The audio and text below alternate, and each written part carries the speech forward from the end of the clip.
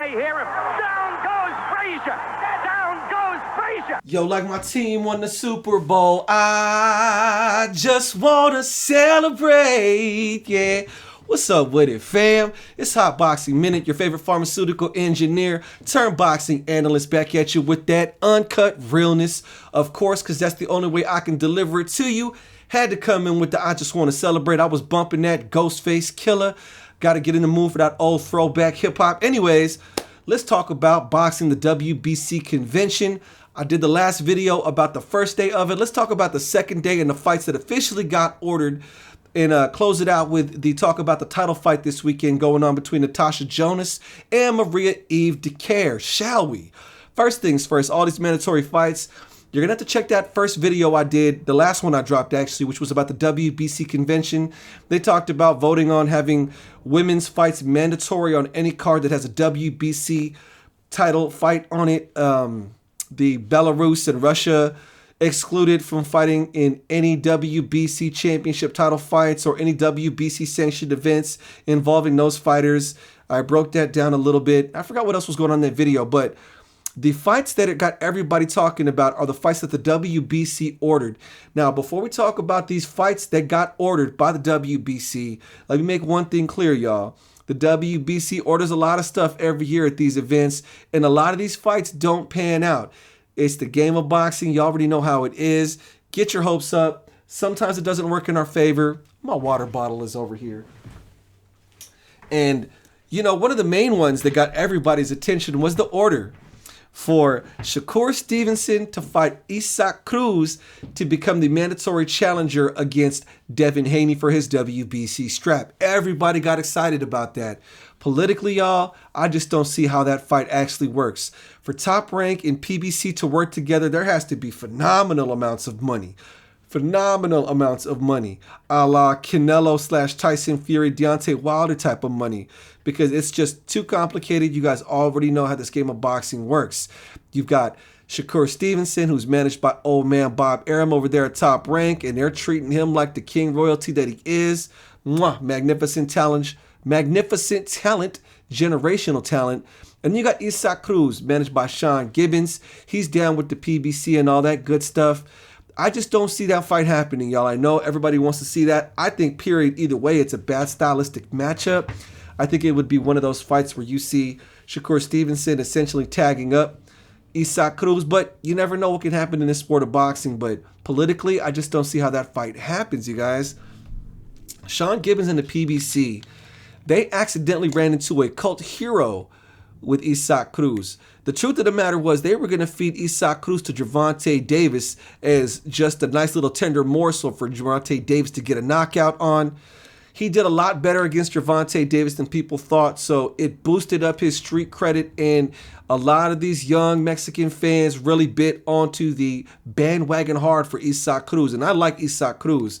To toot my horn, I was the one who introduced Isaac Cruz to the TikTok platform through videos introducing him to the audience on there. But, yeah. So, PBC realized that they've got a gold mine with Isaac Cruz, and they are not going to jeopardize that marketability that they have with this young, tough Mexican kid by having him fight Shakur Stevenson so soon. I believe they're going to hold out for Isaac Cruz to have a rematch with Tank Gervonta Davis. They're going to build Isaac Cruz's name up a little more, feed him probably another couple of, you know, Gamboas and yada, yada, yada, just to boost up his street cred. Y'all know how the PBC does it. They're really good at it. Now, Top Rank, they got Shakur Stevenson. He is the unified super featherweight champion. They've got some other options going on there, but I just don't see that fight happening with Shakur and Isaac Cruz. Dash that to the wall. Sorry, y'all. Spence was ordered to defend his WBC strap against the mandatory Keith Thurman. I do see that fight as a very strong possibility. My heart goes out to Marie-Eve Jonas. He took a step-aside money, took that step-aside fee to allow Yordanis Ugas to have that unification fight that he lost against Errol Spence. So Marie-Eve Jonas is going to have to play the peripheral for a minute. I do see Spence versus Keith Thurman happening. I don't see, you know, Errol Spence waiting out any longer. They had the failed negotiations with Bud Crawford, and Errol Spence and Keith Thurman is a fun one. You know, Keith Thurman didn't want to give Errol Spence the time of day when Keith Thurman was the champion. We have come full circle. Keith Thurman wants to be a champion again. He's only lost once. That to the great legend, Manny Pacquiao. Big shout out to the Triple OG, 8-time 8-division boxing champion. So, yeah, I do believe that fight's likely to go down if Errol Spence Jr. doesn't decide outright to move up to 154. Folks, like I said in my earlier videos, I've given up on the entire idea of any possibility of Errol Spence fighting Bud Crawford. I have to keep my sanity. That's a cool little matchup. David Benavidez versus Plant. Whoever wins that will be the mandatory opponent for Canelo Alvarez in the WBC sanctioning body system. I don't know how likely that fight is to happen either. Caleb Plant, Benavidez, whoever wins that one. Canelo Alvarez, in the past, the WBC has shown that if you are the money, if you are the face of the sport, they will do what they can to accommodate all of your needs. So strange things happen on the chessboard of boxing when it comes to the big money bag fighters of the game. So Canelo Alvarez has stated that he wants the rematch with Dimitri Bivol. I don't think Canelo Alvarez should do that one. I don't know what his next move is going to be, but it's up to Cinnamon. And it could be a fight with Benavidez or Plant, or the winner of that Benavidez-Plant thing. That one might happen, but I don't see that as very likely either. I don't know what Canelo Alvarez's plans are. I don't know if it's going to be that. I think he seems to be hell-bent on Dimitri Bivol, which is really odd because Dimitri Bivol has stated that he has no interest in fighting Canelo. He wants legacy and he wants to fight Artur Beterbiev at 175 for the undisputed opportunity. But I do believe, if I'm not mistaken, that he has messed around with the idea in interviews of going down to 168 and challenging Canelo Alvarez for his super middleweight undisputed straps. That would be a fascinating one. So Benavidez versus Plant, the winner actually fighting Canelo. I'm on the fence about that one. I'm not too sure about that one. I'm 50-50 on that one. The Shakur one, Isaac Cruz, that one I'm assuming is not going to happen. I'd say Spence versus Thurman, that one I'd say I'm about 80% sure on that one. The one I am really sure is probably going to happen and very likely to happen, Deontay Wilder versus Andy Ruiz, has been ordered to become the next mandatory challenger to Tyson Fury, who holds the WBC heavyweight strap, the one he won off of Deontay Wilder in those vicious fights that they had. Now, that fight makes all kind of financial sense. Floyd Money Mayweather said it best. Black versus brown, that's the green print. They're both on the same side of the street. They're both PBC fighters. They're both heavyweights. Throw it somewhere in the southwest region of the United States, it's going to sell out. Deontay Wilder has a huge dedicated fan base. Andy Ruiz has got a huge dedicated fan base, so there's money in that one. All right, enough of that. That was the WBC convention. Check the last video if you want to get more in-depth details as for what was going on in that first day. Now, we do have a couple of title fights going on this weekend.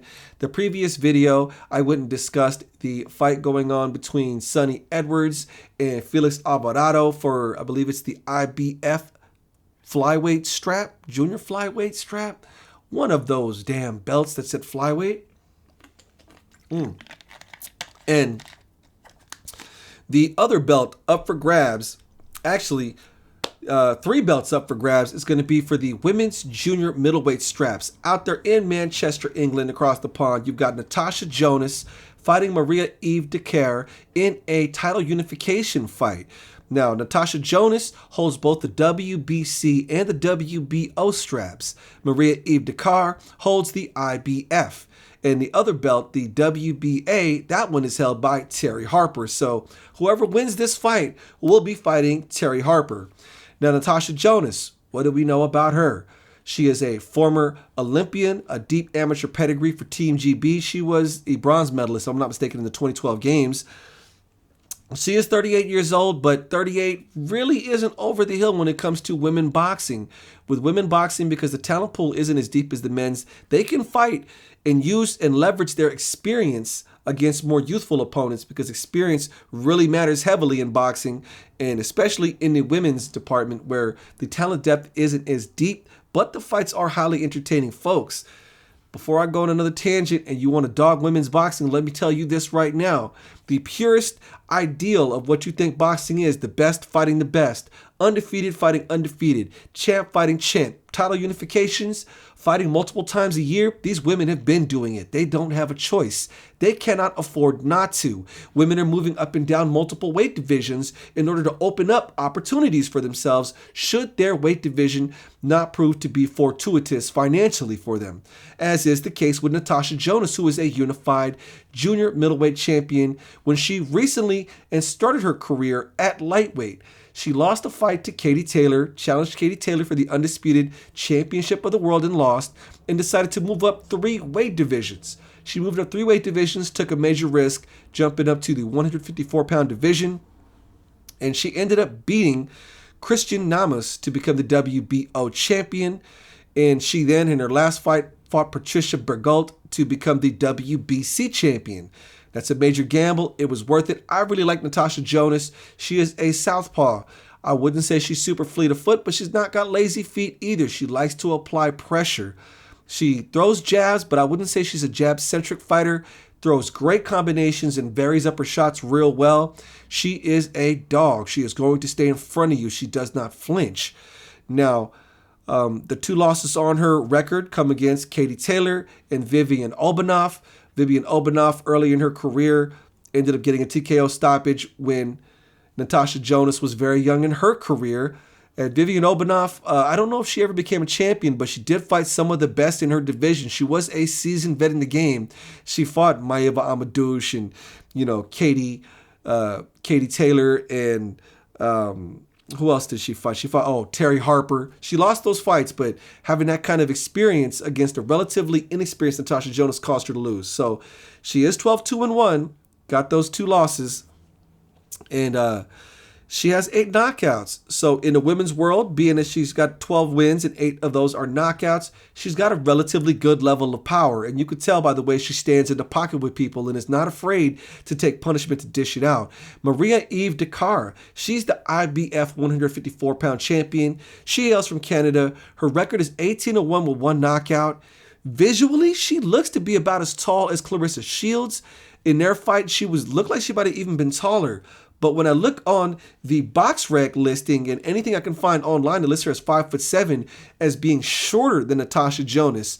I don't know whether she is or if she isn't, but she definitely likes to use her reach. She likes to stay behind her jab. She is also a southpaw. Now, Marie-Eve Dicaire is very interesting. Her amateur pedigree is not as competitively deep as Natasha Jonas is. She didn't go to the Olympics, but Marie-Eve Dicaire did fight over 50 fights in amateur as a boxer. Before that, she was doing karate and kickboxing, and she was a 5-time world karate champion. So striking arts and martial arts have been in her background her entire life since she was like 5 years old. And you can see Marie-Eve Dicaire, you can see the karate influence in her style. She keeps her body bladed. She stays kind of bouncy. She darts in, she darts out. Marie-Eve Dicaire does not like to get punched. If you hit her, she will back up. Natasha Jonas does not back up. Marie-Eve Dicaire stays very well behind her jab. She only has 1 knockout. She is not going to try to knock you out. She doesn't have the power to knock you out. She picks her angles real well. Her only loss came at the hands of Claressa Shields. Now, it's very interesting, the trail of how that strap ended up in her hands, because she originally was the IBF junior middleweight champion, but she lost it to Claressa. Actually, she won the junior middleweight strap against Christian Namas. Christian Namas is the one Natasha Jonas got her WBO strap from, a vacant strap in a vacant title eliminator, in a vacant title fight. So she beat Christian Namas, became the IBF 154 champion. Marie-Eve Dicaire lost that belt to Claressa Shields. Claressa Shields vacates that belt. In the immediate next fight, she picks up that vacant IBF strap by beating Cynthia Lanzano. Cynthia Lanzano was way out of her depth. I think she got knocked out, if I recall it correctly. She was like a mom of 3. Really was just not in Marie-Eve Dicaire's skill class at all. This is going to be a fun fight. The way I see it, it's going to be competitive. It's going to go the full 10 rounds. Marie-Eve Dicaire is going to stay behind her jab and try not to engage Natasha Jonas. Of course, Natasha Jonas is not going to care about getting hit with a little jab. Now, Marie-Eve Dicaire's jab is more a probing jab as opposed to being a stick jab with a lot of force. And I feel that could probably work against her to her detriment, because a little range-finding jab slash, touch jab, that's not going to do anything against Natasha Jonas. Natasha Jonas is going to try to walk through Marie-Eve Dicaire's offense to try to get her combinations off. Natasha Jonas has faster hands, better combinations for sure. Marie-Eve Dicaire will use her jab to get inside and will throw 1 to 2, maybe 3 punches. She doesn't really vary the levels of her punches very much, but she will try to get her punches off. She's going to have her work cut out for her. In this fight, I do think Natasha Jonas is going to win by unanimous decision, and then Natasha Jonas will likely, or it could be Marie-Eve Dicaire, but I'm picking Natasha Jonas to win by unanimous decision. She will be the unified champion with the WBC, the WBO belt she already has, and the IBF straps, and she's going to get the big money fight with Terri Harper across the pond because they both have huge followings out there in England. That's what I think is going to happen in that fight. Boxing community, for those of you who keep up on women's boxing, who know who Natasha Jonas is, who know who Marie-Eve Dicaire is, who do you think wins in that fight and how do you think it plays out? Let me know in the comments section, y'all. Let's chop this up. This is Hot Boxing Minute, the future of boxing analysis on TikTok and YouTube. Peace.